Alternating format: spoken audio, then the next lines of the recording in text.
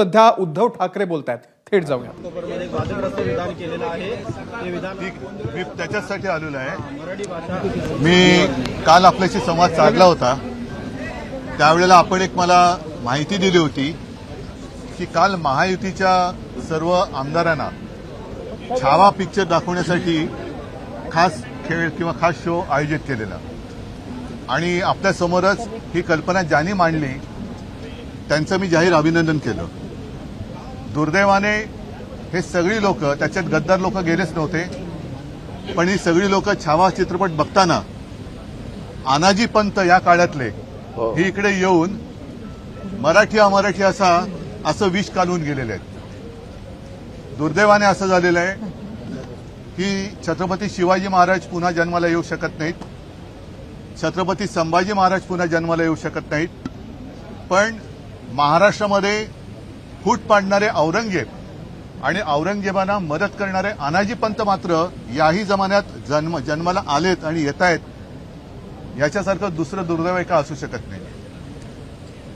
काल अशी काही लोक आपल्या देशात आहेत की जणू काही ब्रह्मदेवाला आम्हीच जन्म दिला आणि जगभर ब्रह्मज्ञान सांगत फिरत असतात. त्यातलेच काल अनाजी पंत, काय त्यांचं नाव, भैयाजी जोशी. आता त्यांची मातृभाषा कोणती कल्पना नाही मला, पण त्यांनी येऊन मुंबईमध्ये घाटकोपरला मुंबईमध्ये राहणाऱ्याला मराठी आलीच पाहिजे अशी काही गरज नाही असं एक द्वेषाचं, आता त्याला गोमूत्र म्हणायचं काही काय कळत नाही मला, पण शिंपडून गेले. याचा अर्थ असा की हा संघाचा छुपा अजेंडा आहे, भाजपचा छुपा अजेंडा आहे. ह्यांचे दाखवायचे दात आणि खायचे दात हे वेगळे आहेत. आता जर का तुम्ही बघितलं असेल तर बऱ्याच दिवसात हिंदुस्थान पाकिस्तान हा विषय त्यांनी काढलेला नाही.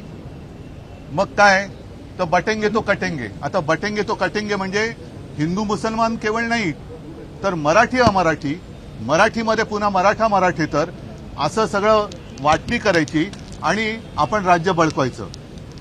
हे जे कोणी अनाजी पंत काल आले होते त्या अनाजी पंतांना मी सांगतोय की मी तुम्हाला त्यांना आव्हान देतोय की अशी भाषा त्यांनी अहमदाबादमध्ये जाऊन करून दाखवावी, तामिळनाडूमध्ये करून दाखवावी, कर्नाटकात, केरळमध्ये, बंगालमध्ये ही तिकडे भाषा करून नुसती दाखवावी आणि भाषा करून दाखवायची नाही तर भाषा करून सुखरूप येऊन दाखवावं. मराठी माणूस हा सहृदय आहे, दयाशील आहे, म्हणून कोणी यावं आणि टपली मारून जावं अशी आता ही पद्धत आहे. आणि यातून मराठी माणूस हा भाजप किंवा संघ खिचगंटीत धरत नाही. आम्हाला मराठी माणूस काय मतं देणारच आहे, जातोय कुठे. आणि ही मुंबई तोडण्याचा म्हणजे मुंबईमध्ये इथली भाषा गुजराती, इथली भाषा मला वाटतं अनिल तुम्ही आता विधान परिषदेत हा मुद्दा मांडला, सगळ्यांनीच चांगलं, शशिकांत बोलले, भाई जगताप बोलले, सगळ्यांनीच चांगले मुद्दे मांडलेले आहेत. ही भाषावार प्रांतरचना देशाची झाली.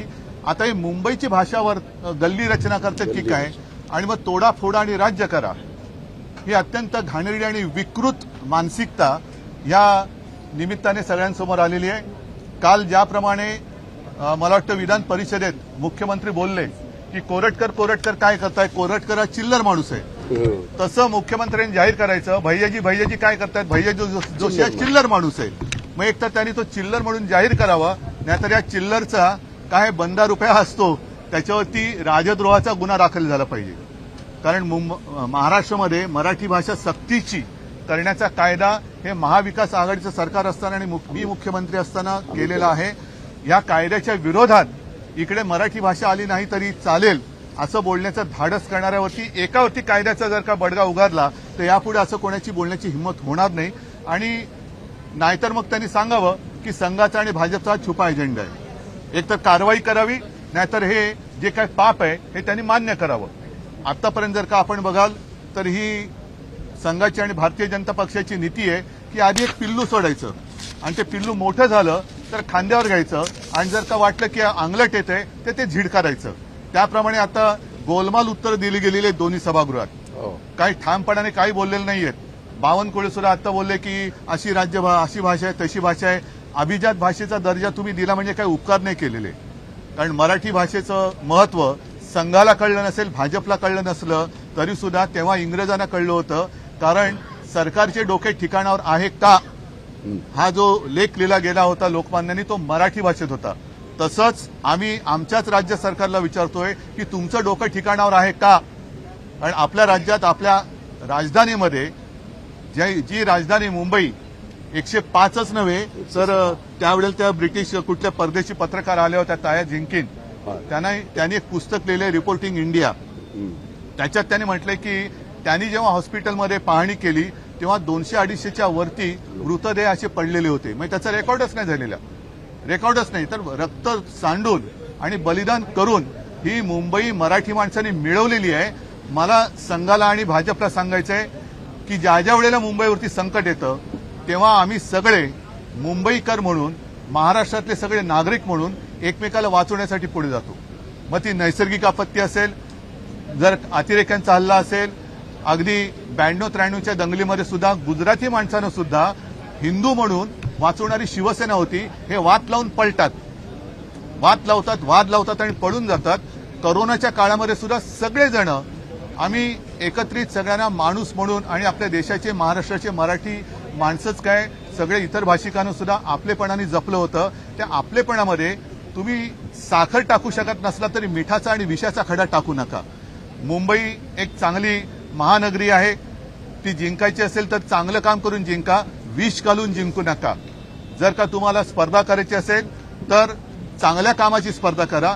मी मागे एका भाषणात बोललो होतो की याच मुंबईमध्ये शिवसेनेने रक्तदानाचा जागतिक विक्रम केलेला आहे.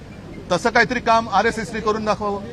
कारण नाहीतर काय होतं, लढायला तुम्ही आणि मिरवायला आम्ही, अशा पद्धतीने यांचं काम सुरू आहे. तर याचा आम्ही जाहीर निषेध करतोय. माझी तर मागणी आहे की ही अशी विषवल्ली या सरकारने वेळीच ठेचली पाहिजे. आणि नाहीतर या जोशींनी तामिळनाडूमध्ये आजच स्टॅलिनचं आलेलं आहे की त्यांनी भाषिक आता वाद सुरू केलेला आहे.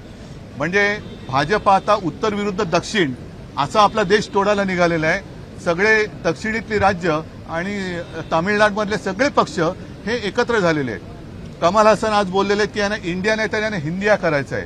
या अशा सगळ्या या वादाच्या ठिणग्या टाकून तुम्ही भारत माता की जय बोलू शकत नाही. भारत माता ही सगळ्यांची आहे. महाराष्ट्र हा आमचा सगळ्यांचा आहे. आणि महाराष्ट्रामध्ये येऊन कायद्याच्या विरुद्ध जर बोलत असतील तर त्यांच्यावरती राजद्रोहाचा गुन्हा दाखल केला पाहिजे. त्यांचा आम्ही तर जाहीर निषेध करतोय. पण भारतीय जनता पक्षाने आणि विशेष म्हणजे अगदी भारतीय जनता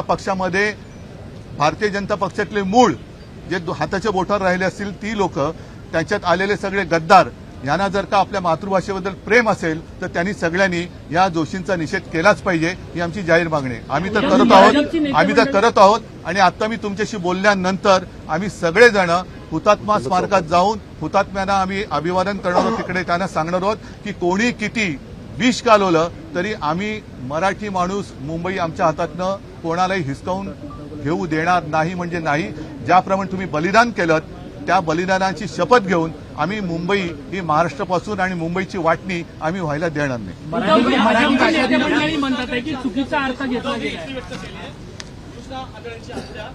नाही, मला वाटतं आजचा विषय आहे. आजचा विषय का मामला दर्ज करने की मांग आपने की है भैया जी जोशी पर, क्यों और क्या? भाजपची जी वोट बँक आहे गुजराती भाषिक आणि हिंदी भाषिक या दोनच भाषांचा उल्लेख भैयासाहेब जोशींनी केला आहे. बरोबर आहे. ही यांचं लक्ष आहे बँकेवरतीच आहे. ती मध्ये सुद्धा बँक बुडवली न्यू इंडिया, ती सुद्धा यांचे सगळे आहेत असं म्हणतात. मराठी माणसाला यांच्या लेखी किंमत नाहीये. आणि मला असं वाटतं ही बळकवण्याची एक त्यातली एक मांडणी म्हणून मुंबई अहमदाबाद बुलेट ट्रेन करतात की काय.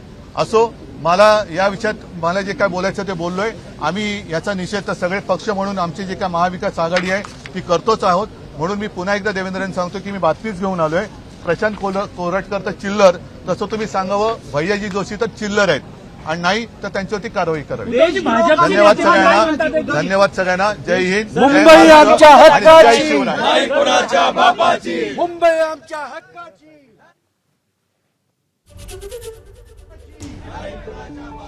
तर उद्धव ठाकरे यांनी भैयाजी जोशी यांच्याबद्दलचं आपलं मत व्यक्त केलेलं आहे.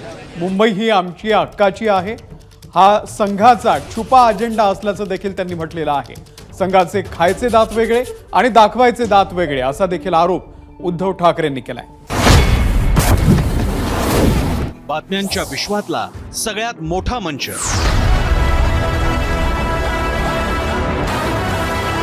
अचूक, थेट आणि निष्पक्ष बातम्यांच्या त्याच जगात पुन्हा येतोय आणि घेऊन येतोय चर्चा जनहिताची. नमस्कार, मी प्रसन्न जोशी. आता भेटूया 0 आवर मध्ये सोमवार ते शुक्रवार रात्री 7:56 फक्त एबीपी माझावर. एबीपी माझा, उघडा डोळे बघा नीट.